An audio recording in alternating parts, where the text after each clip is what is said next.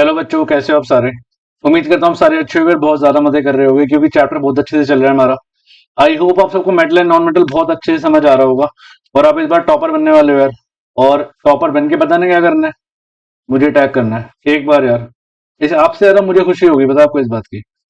एक बार मुझे जरा बताना जरूर है, कमेंट सेक्शन में लिखना जरूर है कि आपकी वीडियोस को देख के मैं टॉपर बनाऊं बस। क्योंकि जो हम पढ़ाएंगे वो एग्जाम में आएगा। तो स्वागत है आप सबका मेरे प्यारे बच्चों आपके खुद के चैनल डियर टॉपर में, वेयर वी मेक टॉपर्स। आज हम इसका पार्ट 5 शुरू करेंगे।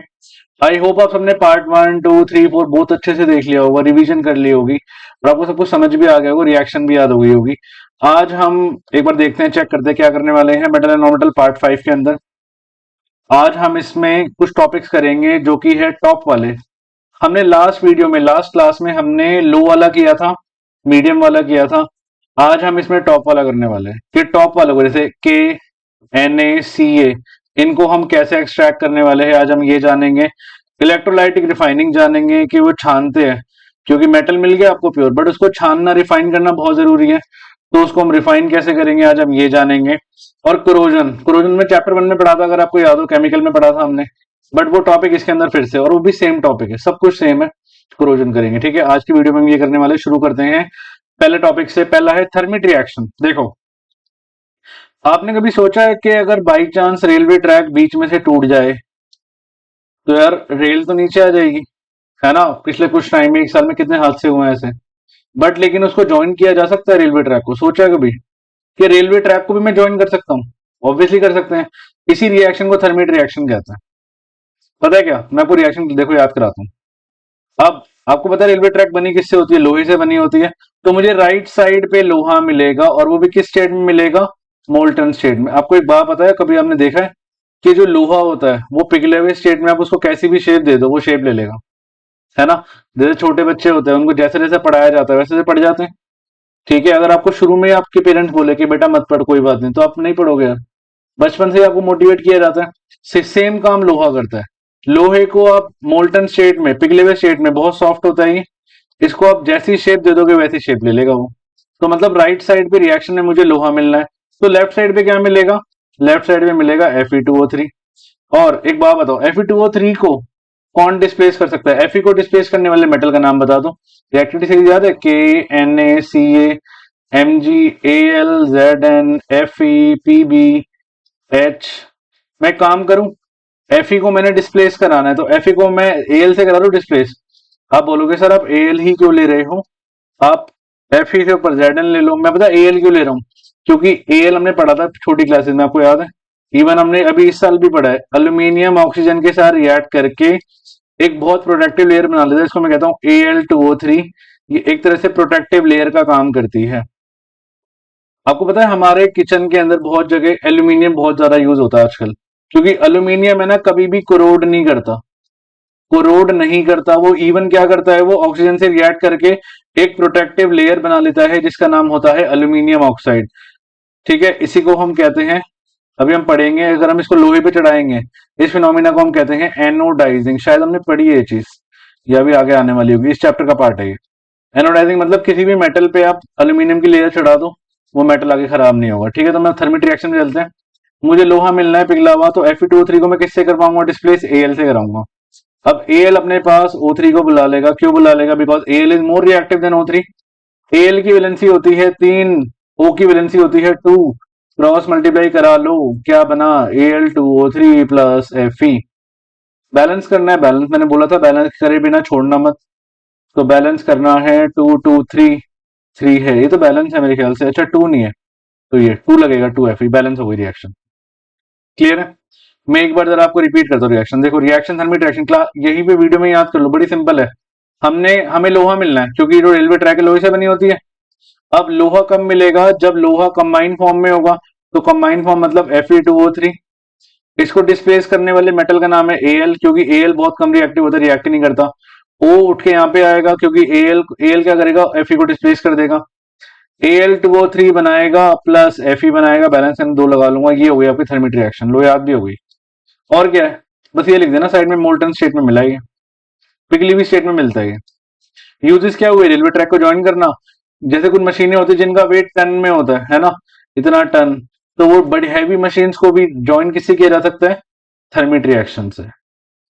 तो शुरू करें। The reduction of a metal oxide to form a metal by aluminium powder as a reducing agent is called thermite reaction कहते हैं। जैसे Fe2O3 plus Al 2O3 plus Fe। अच्छा, Al से पहले भी 2 लगा लेना क्योंकि बैलेंस तभी होगी। अब ये देखो, ये भाई साहब जी क्या कर रहे हैं, ये यहाँ पे दिख रहा है आपको, ये रेलवे ट्रैक ज्वाइन करने का काम कर रहे हैं।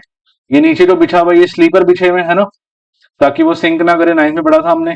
ये रेलवे ट्रैक ज्वाइन हो रही है यहाँ पे, और किससे हो रही है? अल्यूमिनियम अल्यूमिनियम ऑक्साइड बन रहा है, और जो लोहा मिल रहा है वो किस फॉर्म में मिल रहा है? मोल्टन स्टेट में। तो यूजेस क्या क्या हो गए इसके? पहला हो गया, लोहा किस फॉर्म में मिलता है? मोल्टन स्टेट में। तो आप इसको कैसी भी शेप दे सकते हो, जो चाहो आप शेप दे दो इसको। और किस काम आता है? Rejoining broken piece of heavy iron object, जैसे कि रेलवे ट्रैक या क्रैक मशीन पार्ट। बहुत बड़ी मशीन, बहुत हैवी मशीन टूट गई, उसको आप थर्मिट रिएक्शन से ठीक कर सकते हो। क्लियर है बात? एग्जाम में आता क्वेश्चन है थर्मिट रिएक्शन का। ये देखो, यहाँ भी सेम काम चल रहा है, ये रेलवे ट्रैक को ज्वाइन होने का काम कर रहा है। अच्छा, अब कह रहे हैं आप मैंगनीज को कैसे एक्सट्रैक्ट करोगे? आप बोलोगे सर मैंगनीज तो हमने पढ़ा नहीं, ये मैंगनीज कहाँ से आ गया? मैंगनीज भी पता रिएक्टिविटी सीरीज में होता है। जैसे हमने यहाँ देखो, जैसे मुझे यहाँ पे मेटल मिला है, कौन सा? Fe मिला है ना, सेम तरीके से मैं मैंगनीज को करूंगा। मतलब मुझे मैंगनीज निकालना है। देखो रिएक्शन क्लास में याद करते हैं, मैंगनीज निकालना है तो मैं राइट में Mn लिख दूं, क्योंकि मैंगनीज मिलना है मुझे। और मैंगनीज मिलना है तो मैं लेफ्ट पे क्या लिखूंगा? MnO2। ठीक है। और इसको डिस्प्लेस किससे कराऊंगा? वही जिससे पहले कराया था, Al से। ये उठ के यहाँ पे आएगा, क्या बनाएगा? Al2O3 plus Mn। लो होगी रिएक्शन यार। बच्चे बोलते रिएक्शन बड़ी डिफिकल्ट होती है, कहाँ से डिफिकल्ट होती है यार? आप मुझसे पढ़ो ना, कैसे डिफिकल्ट लगेगी आपको? ठीक है। अब बाकी टीचर मार्क्स आएंगे तो वो पता लग ही जाएगा। ठीक है, फिर आप बताना कि मैं भाई पढ़ता किससे है? तेरा भाई से पढ़ता है। बस। नहीं, और क्या।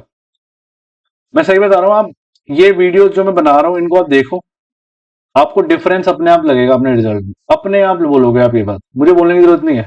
आप अपने आप बोलोगे कि सर हाँ, जो आपने पढ़ाया था same to same as it is question आ रहा है। MnO, इसको बैलेंस करने के लिए O2 है, O3 है, यहाँ पे मैं 2 लगा दूं।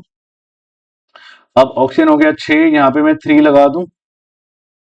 क्लियर है? Mn 3 हो गया, यहाँ पे 3 लगा दूं। और Al आपका 4 हो गया, यहाँ पे 4 लगा दूं। लो, आपको Mn मिल गया, मैंगनीज मिल गया। मैंगनीज का वैसे काम है ना उसी की तरह होता है। किसकी तरह? वो मैग्नीशियम की तरह ही होता है, वैलेंसी 2 होती है इसकी। MnO2 मिल गया। MnO2 में मैंने Al करा तो इसने अपने पास बुला लिया Al2O3, और हीट निकलती है इससे बहुत ज्यादा।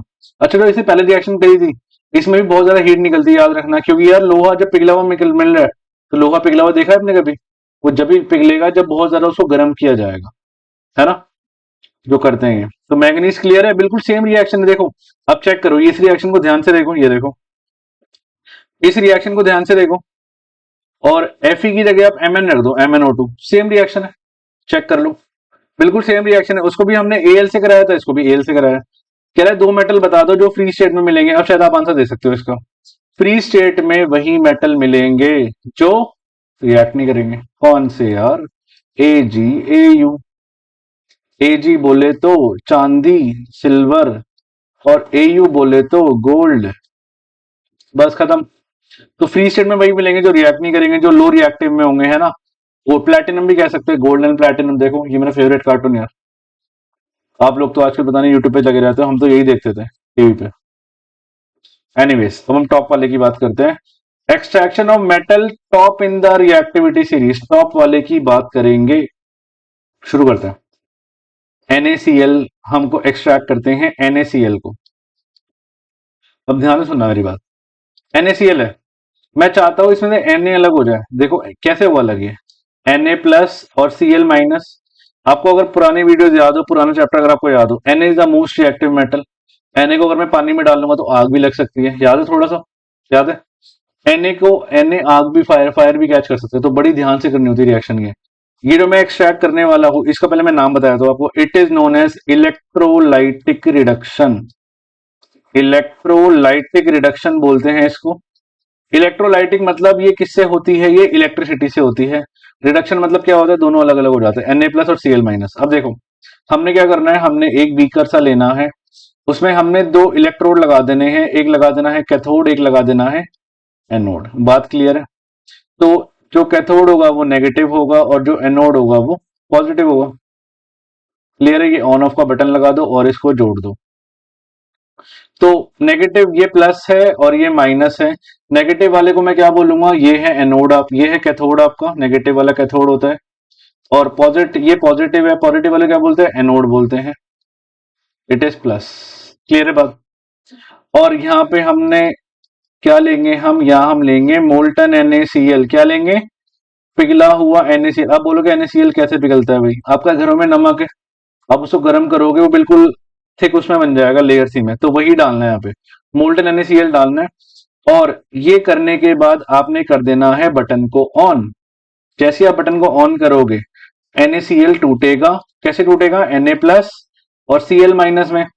और अगर आपको याद हो, unlike charges attract each other, तो जो Cl माइनस है क्लोरीन, इसके ऊपर यहाँ पे ऐसे जाके चिपकने लग जाएगा, है ना। एनोड पे क्या आ जाएगा, Cl आ जाएगा। और Na यहाँ पे ऐसे चिपकने लग जाएगा, Na सारा यहाँ पे आ जाएगा। यहाँ पे क्या आ जाएगा, Na। तो अलग अलग हो तो गए। यही तो है इलेक्ट्रोलाइटिक रिडक्शन। इसको हम लैमिनेट बना के लिख सकते हो। प्लस दो रिएक्शन लिखनी पड़ेगी, एनोड और कैथोड पे क्या हुआ देखो जरा, चेक कर लो। सो कैथोड और एनोड पे क्या क्या रिएक्शन हुई। अगर मैं कैथोड की बात करूं तो देखो, अगर मैं कैथोड की बात करूं तो कैथोड पे क्या रिएक्शन हुई है, कैथोड पे Na मिला था ना, है ना। तो Na किस फॉर्म में मिलता है, Na1 प्लस। और इसमें एक इलेक्ट्रॉन डाल दूंगा तो आपका मिल जाएगा, ये Na मिल जाएगा आपको, प्योर Na मिल चुका है ना। और एनोड पे क्या बनेगा, एनोड पे अगर आपको याद हो, कैथोड होता है नेगेटिव और नेगेटिव पॉजिटिव को अट्रैक्ट करेगा तो Na प्लस बनेगा। एनोड होता है पॉजिटिव और पॉजिटिव करेगा नेगेटिव को attract, that is Cl minus बनेगा। तो Cl आपको पता है Cl1 माइनस मिलता है। अब Cl को जो मिलता है, दिस डायटोमिक मॉलिक्यूल, तो 2 की फॉर्म में मिलेगा। प्लस बैलेंस करने के लिए यहाँ पे 2 लगा दूं और यहाँ पे 2 इलेक्ट्रॉन निकल जाएंगे। अच्छा 2 इलेक्ट्रॉन क्यों निकलेंगे, रीजन, एक Cl से अगर एक Cl1 माइनस आएगा तो 2 Cl से 2 इलेक्ट्रॉन तो निकलेंगे। तो ये रिएक्शन आपको एग्जाम में लिख के आनी है। ये बनेगा किस पे, कैथोड पे, और ये बनेगा आपका एनोड पे। बाकी जो फिनोमिना समझाया था पहले वो सेम टू सेम फिनोमिना आ जाएगा। एक बार जरा हम इनकी रिएक्शन चेक कर लेते हैं, ठीक है। ये देखो, ये एनोड पे और ये कैथोड पे। These kind of metal are extracted from their ore like NaCl by process of electrolytic reduction.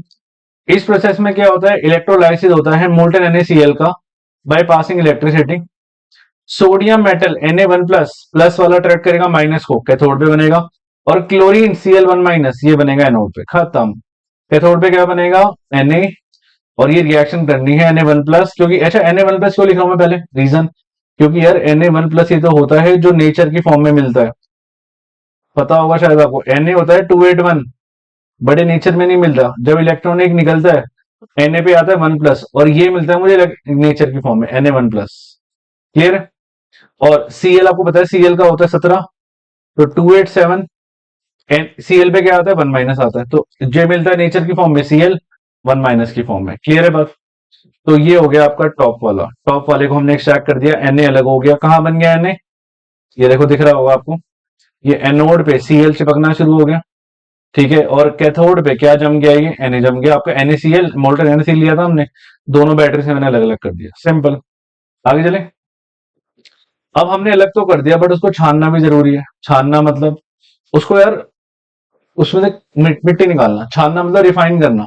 हम इसको रिफाइन भी तो करेंगे। ये देखो, अब मैं आपको फिनोमिना समझाता हूँ, बड़ा इंपॉर्टेंट है, पेपर में पूछता है। इसको हम कहते हैं electrolytic refining. Electrolytic refining of copper. Copper की करते हैं हम refining of copper, electrolytic refining. अब देखो हमने वही सेम काम करना है, हमने बीकर लेना है। इस बीकर में एक जगह लगा देना है कैथोड और एक जगह लगा देना है एनोड। क्लियर है बस?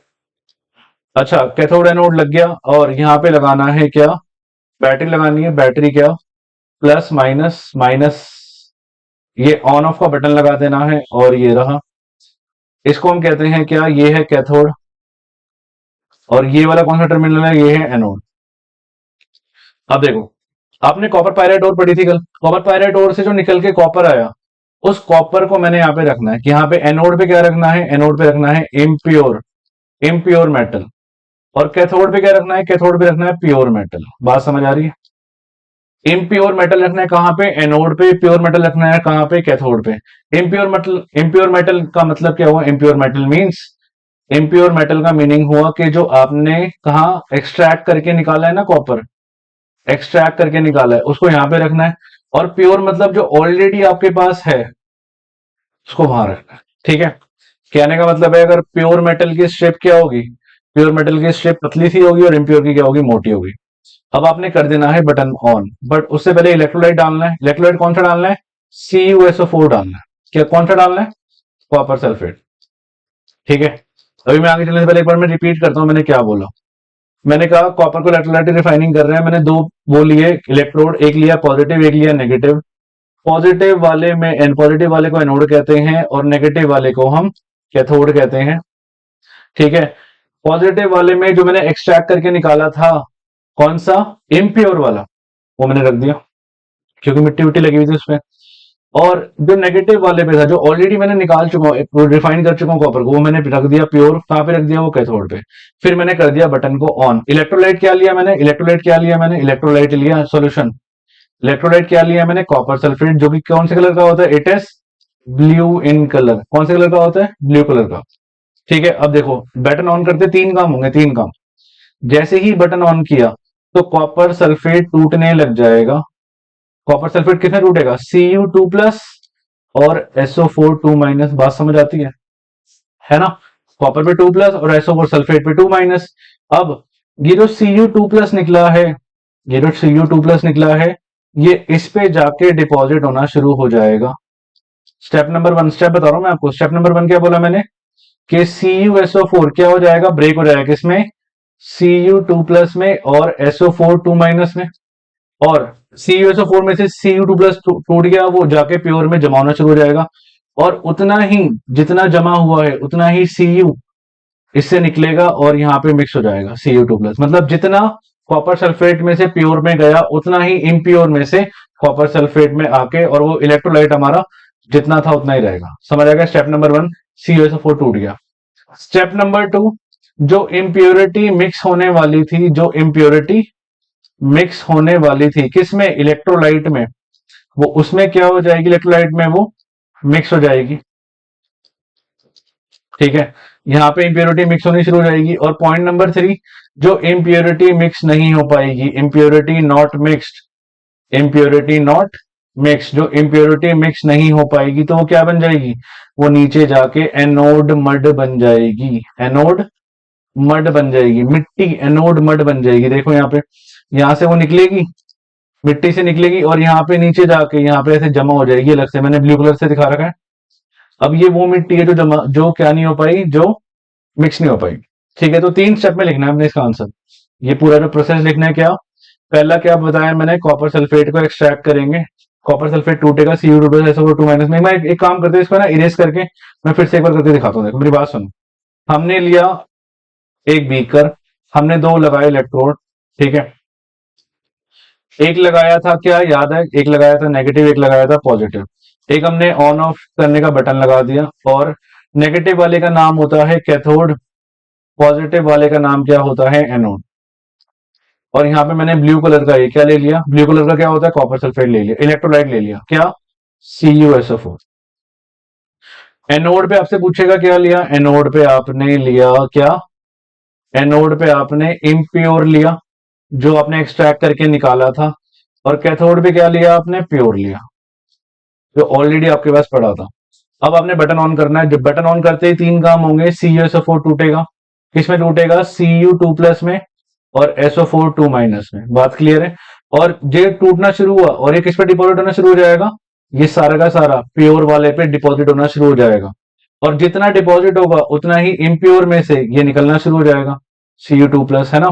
क्योंकि जो मैंने इम्प्योर निकाला है, एक्सट्रैक्ट करके जो मैंने मेटल निकाला है, उसमें भी तो प्योरिटी होगी थोड़ी बहुत, क्योंकि जो मुझे कॉपर बनाना है, कॉपर की तारें बनानी है मैंने। ठीक है, तो ये रहा। तो स्टेप नंबर 1 मैंने क्या बताया, CuSO4 ब्रेक होगा किसमें, किसे ब्रेक होगा, Cu2+ और SO4 2- में।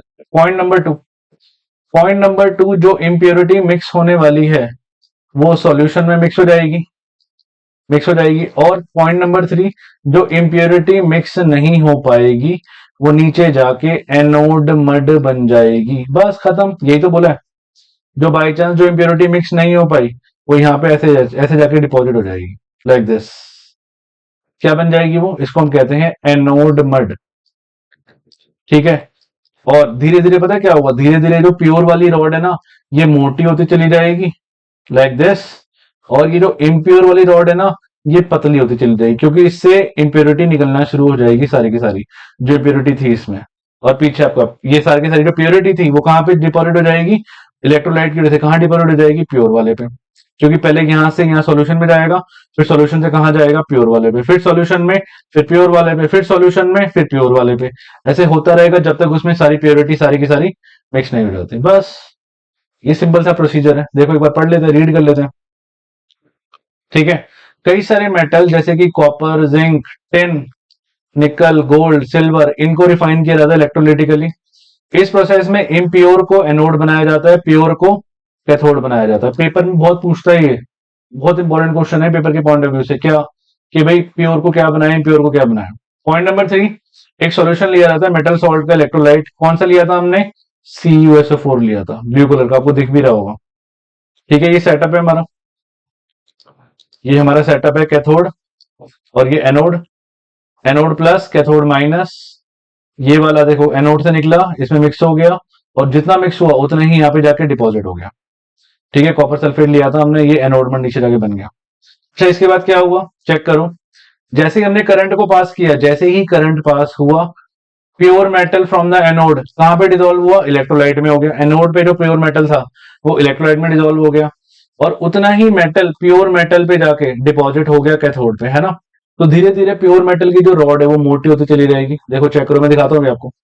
जो सॉल्युबल इंप्योरिटी जो मिक्स होने वाली थी वो सॉल्यूशन में चली जाएगी, और जो इनसॉल्युबल इंप्योरिटी है जो मिक्स ही नहीं हो पाई वो नीचे जाके बैठ जाएगी। जैसे कि वो होता है ना, वो क्या बोलते हैं उसको, आपका सस्पेंशन, सस्पेंशन की तरह हो जाएगा। At the bottom of the anode and are known as anode mud, इसको एनोड मड कहते हैं, चेक कर लो। ये देखो, ये आपको दिख रहा है एनोड, ये है प्लस, और ये कैथोड, ये है माइनस। यहाँ पे हमने लिया इम्प्योर, यहाँ पे हमने लिया प्योर। जैसे हमने बटन को ऑन किया, पहले देखो ये एनोड वाली मोटी थी, दिख रहा है वो कितनी मोटी है, देखो। अब धीरे धीरे पतली होती चलेगी ना, क्योंकि सारा का सारा जो डिपोजिशन था वो पहले गया सॉल्यूशन में, फिर सॉल्यूशन से कहाँ गया, इस पे जाके वो चिपकना शुरू हो गया धीरे धीरे। जो इम्प्योर वाला था वो पतला होता चला गया, प्योर वाला मोटा होता चला गया, तो बस। और जो इम्प्योरिटी मिक्स होने वाली थी वो मिक्स हो गई, और जो मिक्स नहीं हो पाई वो नीचे जाके एनोड मड बन गई। बहुत इंपॉर्टेंट क्वेश्चन है, एग्जाम में हर साल पूछा जाता है ये।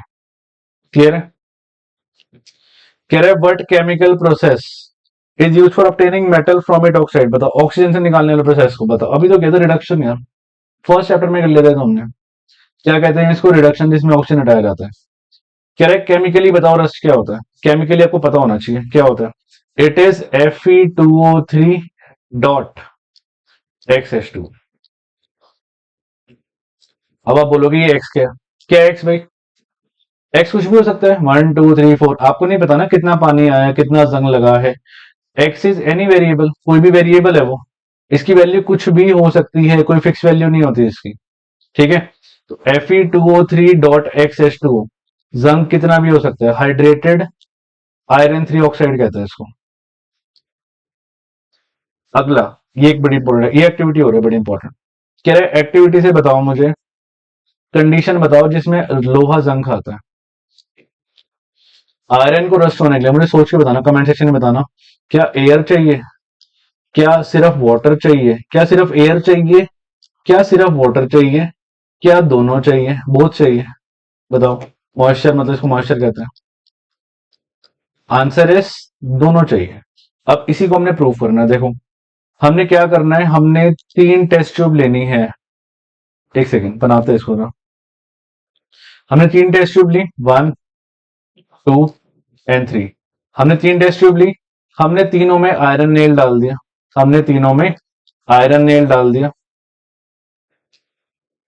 ठीक है, डाल दिया। अच्छा, ये टेस्ट ट्यूब ए है, ये टेस्ट ट्यूब बी ले लो, टेस्ट ट्यूब सी ले लो। ठीक है, टेस्ट ट्यूब ए को मैंने आधा भर दिया पानी से, ये रहा, ये पानी है सारा, ये वाटर है, और ऑब्वियसली अगर वाटर नीचे है तो ऊपर क्या है, ऊपर एयर है। टेस्ट ट्यूब ए के अंदर हवा भी थी, पानी भी था। टेस्ट ट्यूब बी के अंदर मैंने पानी डाला, पानी डाल दिया, ठीक है। पानी के ऊपर मैंने क्या करा, थोड़ा तेल डाल दिया। और अगर आपको पता है ये बात, तो तेल जो है वो पानी के ऊपर रहता है क्योंकि तेल की डेंसिटी कम होती है। तो ये मैंने डाल दिया, ऑयल है, और ये क्या है, ये वाटर है, ठीक है। टेस्ट ट्यूब 3 में क्या किया मैंने कुछ बीट्स डाल दिए एनहाइड्रस कैल्शियम क्लोराइड के। किसके हैं ये है anhydrous, anhydrous calcium chloride, anhydrous calcium chloride. अब बोलोगे क्या चीज होती है, it is a drying agent. Drying agent होता है जो सुखाता है, जो मॉइस्चर को एब्जॉर्ब करता है। बेसिकली इसका काम क्या है, मॉइस्चर एब्जॉर्ब करना, मॉइस्चर को एब्जॉर्ब करना। अब मैंने ऐसा करके ना तीनों टेस्ट ट्यूब को मैंने छोड़ दिया, तीनों टेस्ट ट्यूब को मैंने छोड़ दिया, हफ्ते के लिए छोड़ दिया, 1 वीक के लिए छोड़ दिया। मैंने पता है क्या चेक करा, मैंने चेक करा ये जंग खा गया और ये जंग नहीं खाया। इससे क्या क्या प्रूव होती है बात, इससे ये प्रूव होती है कि रस्ट होने के लिए, ठीक है, रस्ट होने के लिए एयर, सिर्फ एयर नहीं चाहिए, सिर्फ वाटर नहीं चाहिए, क्योंकि सिर्फ एयर थी तो जंग नहीं खाया, सिर्फ वाटर था तो जंग नहीं खाया। तो air plus water that is क्या चाहिए, मॉइस्चर चाहिए। तो ये बात प्रूफ करती है कि एयर और वाटर दोनों चाहिए, क्योंकि ए वाला जंग खा के ना ये जंग खा चुका है, करोड़ हो चुका है। तो ये एक्टिविटी क्या प्रूफ करती है कि रस्ट होने के लिए, जंग खाने के लिए हमें मॉइस्चर चाहिए, एयर भी चाहिए, वाटर भी चाहिए। यही आपको अपनी लैंग्वेज में लिख के आनी है, सेम टू सेम जो मैंने बोला, सेम टू सेम आपको इंग्लिश में लिख के आना, हिंदी में लिखाना। मैंने ये लिया, मैंने वो किया, अंडरस्टैंड। पता लग रहा है आप हिंदी में लिखा और बोलो। तो ये देखो, एक बार जरा देख लें, देखो आपके सामने 3 टेस्ट ट्यूब है, test tube A, test tube B, test tube C. A में हमने एयर और वाटर दोनों डाला, ये जंग खा गया, देखो दिख भी रहा होगा आपको। बी के अंदर हमने एयर डाला, फिर ऑयल डाल दिया, और ऑयल आपको पता है ना एयर को अंदर एंट्री नहीं देगा, ऑयल एयर को अंदर जाने नहीं देगा, पता है। और क्या डाला अंदर, आयरन एल डाल दी। सी में क्या करा, एनहाइड्रस कैल्शियम क्लोराइड डाल दिया, जो ड्राइंग एजेंट होता है, जो सुखाता है। अब यहाँ पे मॉइस्चर ही नहीं है, यहाँ पे एयर है मानता हूँ, बट यहाँ पे वाटर ही नहीं है, वाटर वेपर, क्यों, क्योंकि वाटर वेपर क्या हो रहे हैं यहाँ पे, वाटर वेपर यहाँ पे एब्जॉर्ब हो रहे हैं। क्लियर है। तो बस हमने देखा ए में जंग खा गया, बी और सी में जंग ही नहीं खाया। तो इससे प्रूव हो गई बात, बस खत्म। यही लिख के आना है आपको एग्जाम में, यही लिख के आना है बस। एक थी टेस्ट ट्यूब, टेस्ट ट्यूब ली हमने 3, उनको clean and place clean iron nail तीनों में डाल दिया, इनको लेबल करा, ए बी और सी से लेबल कर दिया, और पानी डाल दिया टेस्ट ट्यूब ए में, और उसके ऊपर ढक्कन लगा दिया, कॉर्क। बॉइल्ड वाटर डाला टेस्ट ट्यूब बी में, और 1 ml ऑयल डाला और कॉर्क लगा दिया ऊपर से। ऑयल फ्लोट करेगा क्योंकि उसका डेंसिटी कम होती है, नेचुरल सी बात है, छोटी क्लास में पढ़ी है। फिर हमने तीसरे में क्या डाला, एनहाइड्रस कैल्शियम क्लोराइड डाल दिया, जो कि ड्राई करता है, ड्राइंग एजेंट होता है। ये मॉइस्चर को एब्जॉर्ब करने का काम करता है, मतलब सारा मॉइस्चर सोख लेता है। जैसे आपने देखा होगा बैग वैग में जो आती है वो, है ना, वो छोटा सा पैकेट सा आता है, वो भी सेम काम करता है, इसी से बना होता है। You will observe that iron nail rust in test tube A, but rust नहीं करा बी और सी में। In test tube A nail के पास दोनों थे, एयर और वाटर। बी में नेल के पास सिर्फ वाटर था, और सी में नेल के पास सिर्फ हवा थी, तो इसलिए नहीं करा वो। तो इसे प्रूव होता है कि जंग खाने के लिए तीनों चाहिए, एयर भी चाहिए और वाटर भी चाहिए, दैट इज मॉइस्चर चाहिए। बस उसी के ऊपर आपका टॉपिक है, टॉपिक हमने पढ़ा हुआ है, नाइट्रोजन क्या होता है, तो हमने पढ़ा है छोटी क्लास में, इवन चैप्टर 1 में भी था क्या, eating up of metal by moisture, eating up of metals by moisture. अब कोरोजन को आप बचा कैसे सकते हो यार, कोरोजन को मैंने एक तरीका बताया था, आपको याद है, एनोडाइजिंग, अभी डिस्कस किया है वीडियो के अंदर। एनोडाइजिंग क्या होता है, किसी भी मेटल के ऊपर आप एक लेयर जमा दो, किसकी, एल्यूमिनियम की, A for aluminium, A for anodizing की लेयर। एक होता है गैल्वेनाइजेशन, गैल्वेनाइजेशन होता है जिंक की लेयर चढ़ा देना, जिंक की लेयर भी खराब नहीं करेगी, पता है आपको। एक होता है पेंट कर दो, एक होता है ऑयल लगा दो, कई सारी चीजें होती हैं। इस तरह से हम कोरोजन को बचा सकते हैं। 3 एग्जांपल याद करने हैं हमने, बताता हूँ। Eating up of metal by the action of air, moisture और अ केमिकल, एसिड, एसिड भी गिरे तो भी खराब हो जाती है चीजें। जैसे कि देखो अलमीरा, 90s की बहुत पुरानी अलमीरा है, आजकल हो सकता है आपके घरों में ना हो, ये देखो ये देखो जंग खाए हुए, है ना। यही तो होता है जो आपके जितना भी पाइप वाली फिटिंग होती है लोहे की, जो आपके नलकों में होती है, उसमें यही हाल होता है इनका, अंदर से जंग खा जाते हैं। कंडीशन क्या क्या चाहिए, मैं बताया, एयर एंड वाटर दोनों चाहिए इसको, एयर भी चाहिए और बचा कह सकते हैं इसको। ऑयलिंग कर लो, ग्रीसिंग कर लो, पेंटिंग कर लो, गैल्वेनाइजेशन कर लो, इलेक्ट्रोप्लेटिंग कर लो, इलेक्ट्रिसिटी से कुछ चढ़ा दो ऊपर ताकि वो खराब ना हो, अलॉय बना लो, अलॉय बनाना सबसे बेस्ट तरीका है। Stainless steel, stainless steel, stainless steel, stainless steel खराब नहीं होती। क्यों नहीं होती? क्योंकि वो लोहे, इसमें लोहा होता है बट खराब नहीं होती, क्योंकि वो अलॉय होता है। अलॉय बनते ही चीज क्या हो जाती है, बदल जाती है ना। आप जब दूसरी कंपनी में होते हो अलग बिहेव करते हो, मम्मी पापा के सामने अलग बिहेव करते हो, दोस्त और अलग दोस्तों के सामने तो बिहेव, क्यों? क्योंकि अलॉय हो आप, है ना। जैसे जहां पे जाओगे वैसे बन जाओगे। तो सेम यार लोहा कर रहा है, लोहा भी सेम काम कर रहा है। लोहा अकेला होगा तो जंग खा जाएगा, लोहे को इसी में मिला दो, निकल, क्रोमियम और आयरन को मिला दो, स्टेनलेस स्टील बन जाएगी। आयरन होने के बाद भी जंग नहीं खाएगी वो। ये मैं आगे पढ़ाऊंगा, आगे वाला पार्ट है। एग्जाम्पल तीन ही करने हैं हमने। जो लोहा होता है ब्राउन पड़ जाता है, चांदी काली पड़ जाती है, और तीसरा कॉपर हरा पड़ जाता है। बस खत्म। सेम सेम एग्जाम्पल है केमिकल वाले। चांदी की चीजें काली पड़ जाती है, सल्फर के साथ रिएक्ट कर दिया, सिल्वर सल्फाइड की कोटिंग याद रखना यार, ये बहुत इंपॉर्टेंट है। सबको पता है काली पड़ जाती है, बट किसकी कोटिंग आती है? Ag2S, सिल्वर सल्फाइड की कोटिंग आती है ये। Point number two, copper. Copper क्या? कॉपर ग्रीन सा हो जाता है, शाइन, और कॉपर कार्बोनेट बनाता है, याद रखना। ये भी CuCO3 बनाता है ना। ये तो बनी है हरी सी कोटिंग, किसकी है? कॉपर का। तीसरा लोहा, लोहा तो मैंने बताया, जंग, आयरन ऑक्साइड, Fe2O3.X2, ये देखो बना है जो। तो ये एग्जाम्पल थे क्रोजन के, मेरे ख्याल से हम पढ़ चुके हैं, बहुत सिंपल टॉपिक है। आगे चलते हैं हम। तो आज हम पार्ट 5 यहीं तक करेंगे, बस इसका एक पार्ट और है, चैप्टर खत्म आपका। मेटल और मेटल खत्म हो जाएगा, उसके बाद यार टॉप करना है हमने बस। जब तक तोड़ेंगे नहीं तब तक छोड़ेंगे नहीं, समझ आती है बात? ठीक है। सो शुरू करते हैं हम नेक्स्ट क्लास में ये वाला पार्ट, पार्ट नंबर 6। जब तक के लिए इसको एटलीस्ट 3 से 4 बार इसको देख डालो, रिवाइज कर डालो, और डाउट है तो कमेंट लिख डालो। अब इससे इजी और क्या होगा यार, कितनी इजी पढ़ाई होगी आप लोगों के लिए। जब मैं होता था ना, मैं टीचर है ना, ऐसे बाइकोड ऐसे किताब को बोर्ड पे रख के पढ़ाता था, ऐसे करके, ये देख भाई इसको मार्क कर ले। पूरी मेरी किताब लाल हुई पड़ी होती थी। आपको सब कुछ प्रॉपर वीडियोस मिल रही है, कुछ फायदा उठाओ इन चीजों का यार। टॉप करो और बताओ मुझे, ठीक है। नेक्स्ट क्लास में मिलते हैं, बाय बाय।